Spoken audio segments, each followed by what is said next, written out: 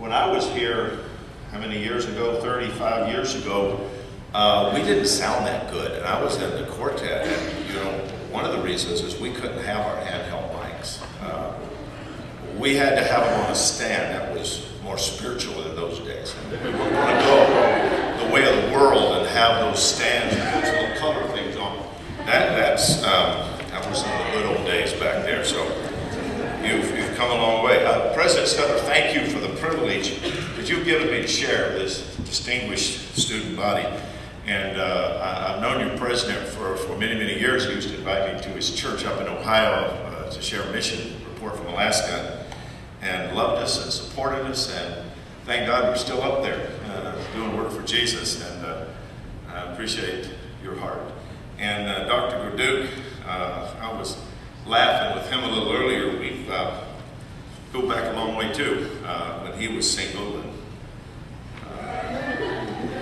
I was single. And he was come up here down here from Penn State, and he was he was the Billy Graham of the holiness movement, you know, because I was a country boy from Carolina, and he invited me to play my guitar on a semi-bed, flat-bed truck down here somewhere, and I got to play my guitar and with Overcomer Rally, and I felt like I made the big time, you know, with the big boys. And he's a part of the spiritual formation that God used in my life.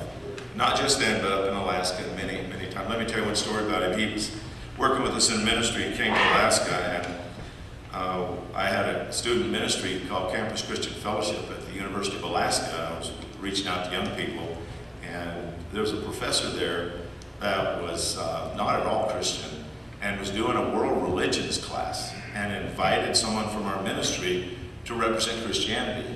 And Dr. Gorduke was asked to do that, and he stood up in class and started talking about how Christianity is different from all the other religions. Well, the professor was very quiet while the students were starting to combat him, and later that professor, Tom Johnson, gave his heart to the Lord and became a wonderful believer. I took some guitar lessons from him. Later, he had some young men stay in his house there in Fairbanks, and unfortunately he got murdered, and went to heaven. And I told Dr. Gorduke earlier, he's going to have so many converts in heaven, he's going to take a long time to get reacquainted with all of them. But a man who loves the Lord and loves people, and if I was here, I'd sign up for your program down here and get involved in it. As I was honored to speak this morning and praying about it, I had something to share with you. I was working on a fancy sermon, and the Lord ministered to me. He said, I want you to talk to the students as you would talk to your children. So if you'll permit me, this is for Anna and Martha, and I'm going to let the rest of you listen in. Now, what they're going to hear this morning, they've already heard. I'm just reminding them what I've already told them. And in doing so, I'm going to talk to you as well. Like I said, when I come here, I think of the powerful opportunity you have in these days. In fact, I don't believe, I know I didn't comprehend it when I was here for 4 years.